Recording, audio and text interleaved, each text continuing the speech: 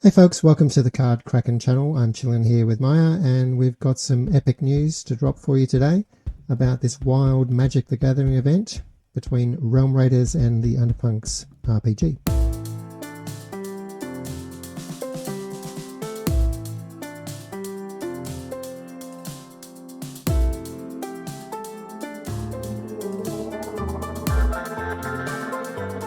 Okay, as I understand it, we're talking about a Magic the Gathering deck building competition, but with a twist. Everything needs to fit into the world of Underpunks.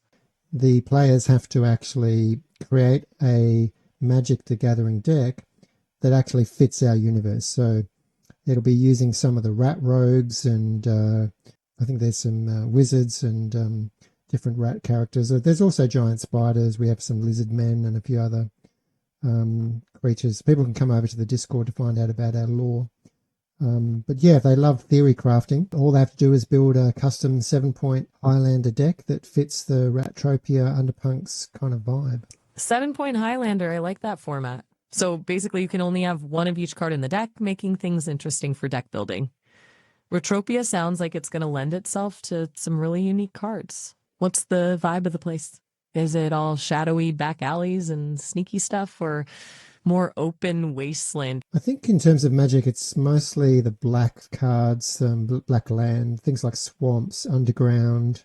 Retropia itself is an underground kind of city under a sort of devastated wasteland kind of earth, but we're pretty much sticking to that underground city and caverns and crypts and tombs and vaults, that kind of theme. Sounds like a perfect setting for a lot of graveyard strategies, scavenging themes, maybe some sneaky discard effect. I'm guessing there's some pretty messed up creatures living down there too, based on what you mentioned earlier. Yeah, we do have, apart from the main city, there's off to one side, when you come over to the Discord and you're actually playing our RPG, you start in the city, but over to the left side of that is sort of dungeon crawling, and there's a lot of weird mutated sort of creatures inside there.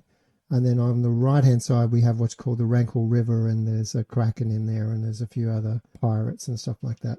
There are 4 main factions with the actual Underpunks as well. So we do have the guards, the warriors, we have the thieves, we have spies, and we also have monks. Okay, so you've basically got a mini campaign's worth of different areas and aesthetics packed into this one setting, which is pretty cool for deck building because it opens up different thematic approaches. Some creepy dungeon crawlers, pirates, maybe some monk-based control decks. It sounds like there's enough depth to make some really different decks that still feel coherent to the universe. Yeah, we will have some victory points allocated for uniqueness of your deck, because in some ways the decks are a little bit limited.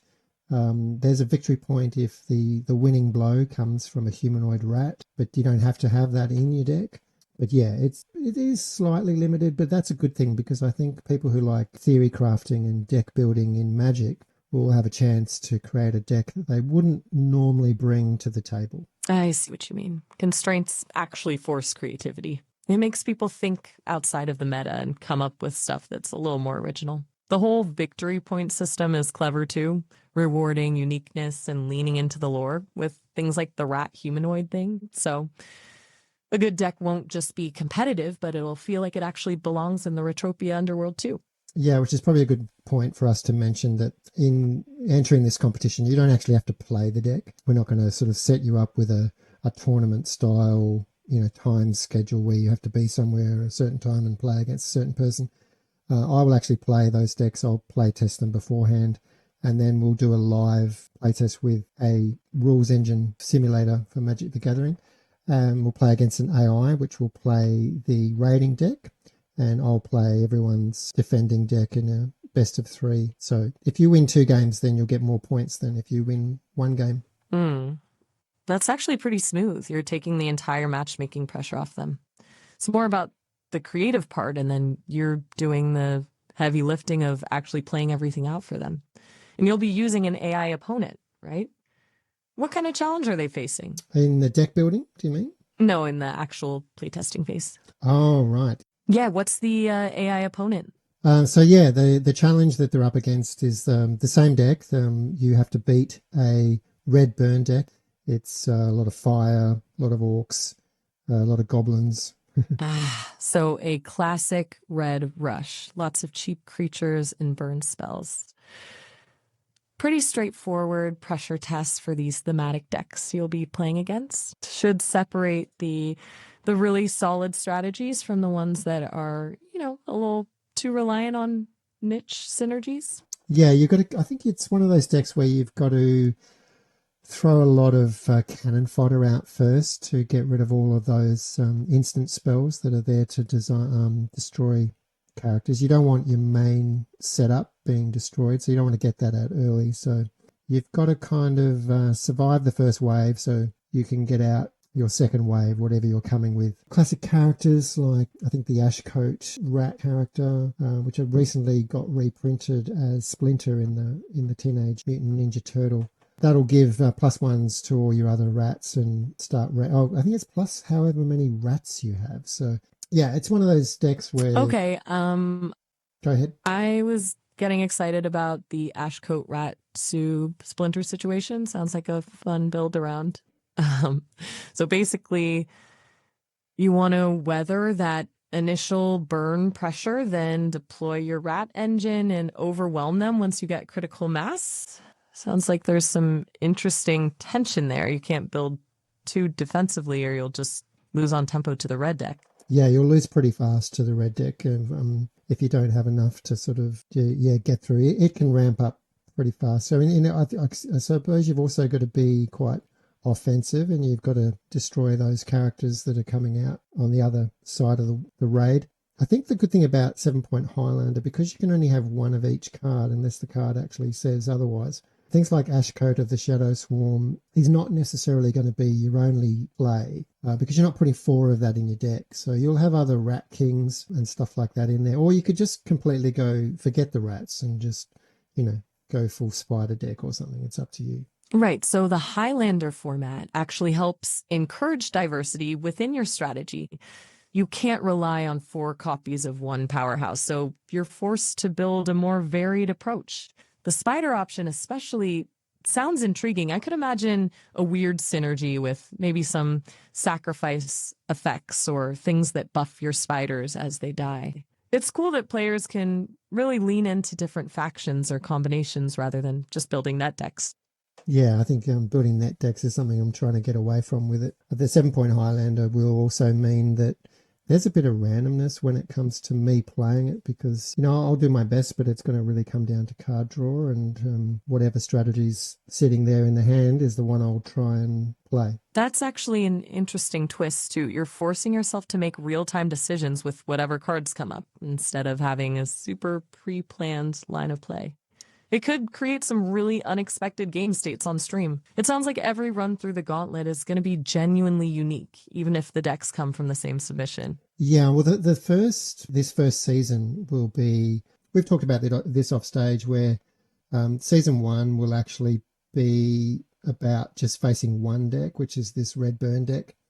And then essentially what I'm trying to get the players to do is create an army of decks which will defend Ratropia. I think season 3 players will actually switch over and become the Raiders, and that one will involve the Lord of the Rings Magic the Gathering expansion. So players will be creating a Lord of the Rings deck which has to then come and run through a gauntlet of these Underpunk decks. That long-term vision is pretty smart, turning player-submitted decks into the gauntlet later on.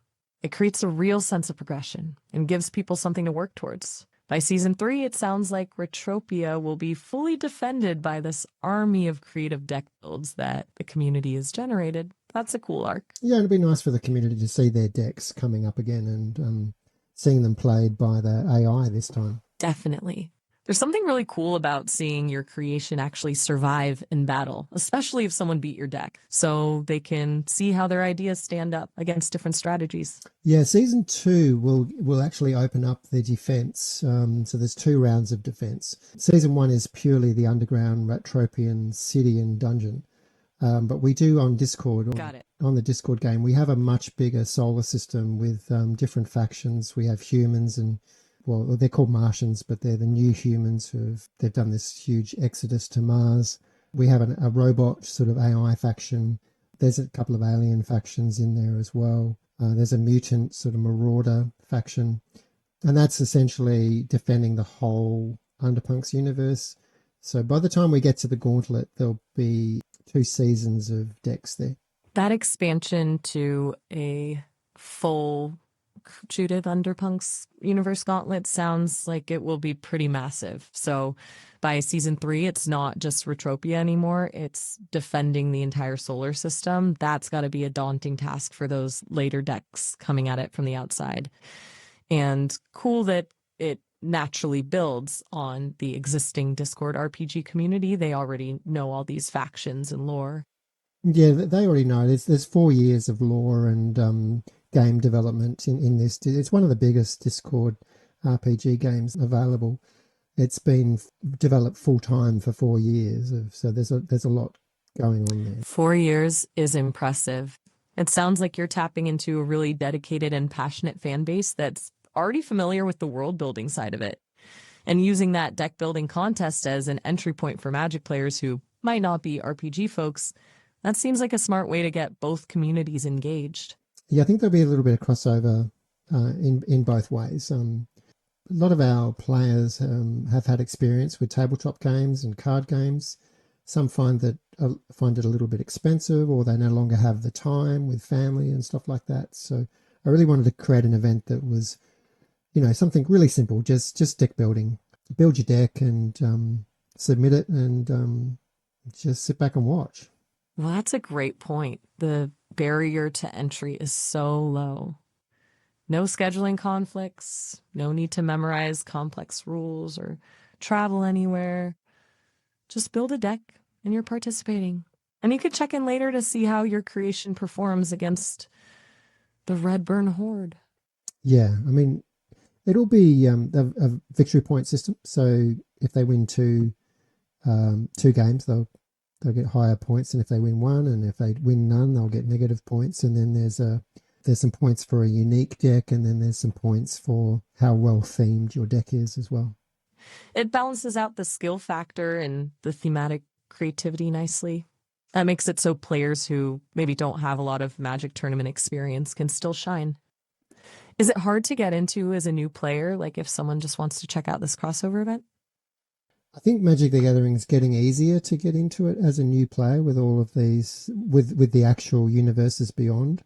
A lot of the core players don't necessarily like universes beyond unless it's an IP they care about. So the collaboration with other IPs makes it easier for newbies to jump in because they recognize the art and characters from something they already know. Yeah, That makes sense. Instantly gives them some kind of accessibility point rather than trying to learn a totally foreign world. yeah. I think it is doing that job. It's annoying some people, but it's definitely been a huge benefit to growing the player base of Magic. There was a Doctor Who expansion, which certainly caught my eye. Doctor Who, that's actually a good crossover. I think a big one, which a lot of my existing players are looking forward to, because we do have an element of Underpunks, which is sort of a space game and science fiction and stuff like that, cyberpunk science fiction. Later this year, there's a Star Trek expansion coming out, and we will have a season devoted to Star Trek where players get to raid the Underpunks universe from a Star Trek point of view. Wow, talk about coming full circle. So first, Magic players defending Retropia from Redburn, then the community building Lord of the Rings decks to attack, and eventually Star Trek invading from space. That's a pretty epic set of crossovers building up across the seasons. The Star Trek one sounds especially cool. Yeah, they could even raid. Essentially, they'll be raiding the whole solar system. So we have in the Discord game, we actually have a fully orbiting planetary model. It's really quite complex. That's really cool that the Discord game is built out that well, the whole orbital solar system with different factions and moons. You can see that inspiring some really creative thematic builds just from the sheer amount of different environments to draw from. I think we should. I'll run through the seasons for you. So, should we do that? Yeah, let's map out the roadmap. I'm definitely getting the scope of this now. It's a pretty ambitious multi-year plan with all these crossover seasons. Yeah. So, March, April 2026, we've got season one, which is coming up. That's now open for submissions, and that's against the classic Redburn deck, the Goblin Orc Rush deck. Then we have season two, which is April, May, and that will open up to a bigger Underpunks universe for defense. So, and that one you'll have to run through a gauntlet of 7 Point Highlander decks to get through that one. That'll give us our own gauntlet of defense. Season three is the Marvel Superheroes Magic the Gathering set. So you'll be creating Marvel superheroes and villains that'll be fighting against our Underpunks gauntlet. And then season four is August, Okay, September. so Marvel's up. No, Marvel's there, yeah. Cool. I see the progression. Retropia Defense, broader Underpunks Defense, Marvel Assault. Yeah, season four is Lord of the Rings, Hobbit theme. So the new Hobbit Magic the Gathering expansion will come out. So players will actually just have to create a deck that's Lord of the Rings themed and throw it at Underpunks. Season 5, which is October, we'll just be having a PvP kind of version where it's Underpunks versus Vampire. You can create either one of those. And then the big one is November, December of 2026, Season 6, which is you'll be building a Raider deck from Star Trek. Right, so the order is Retropia, bigger Underpunks Defense, then the Marvel Raid, Hobbit Gauntlet, the PvP round, then the main event, the Star Trek Invasion in Season 6. That's quite a build-up and some really distinct themes. And the PvP format's a fun twist. They're hitting all these sweet spots, lore hooks, new player access, creative deck building constraints, and the ultimate revenge raid from outer space. I think so. I think it'll be great. Should we talk about prizes? Yeah, let's definitely hit the prize details. What's up for grabs for these deck builders? So winning a round will give you one of our in-game assets, a Mars land pack, which actually gives you a little piece of land, a little bit of skin in the game in terms of Underpunks. And then making it through to the finals will be Magic Gathering booster packs. And then the grand prize will include Steam voucher. We have a sponsor already, so still hush-hush about that, but there'll be some more prizes for season one. And then hopefully we'll start building up the prize base bigger and bigger through all the different seasons. Nice. The in-game land pack is a cool way to get them invested in the Underpunks world directly, plus Magic booster packs add the physical side of the hobby, and the Steam voucher is a solid general purpose prize too. Yeah, it should be a fun event. I think people will enjoy it. I'm certainly going to enjoy playing their decks for them. And we've set up this new YouTube channel so everyone can... Yeah, like and subscribe to the Card Kraken channel for everyone listening. Can't wait to see what kind of creative decks people come up with when they tackle that Redburn Gauntlet. Awesome.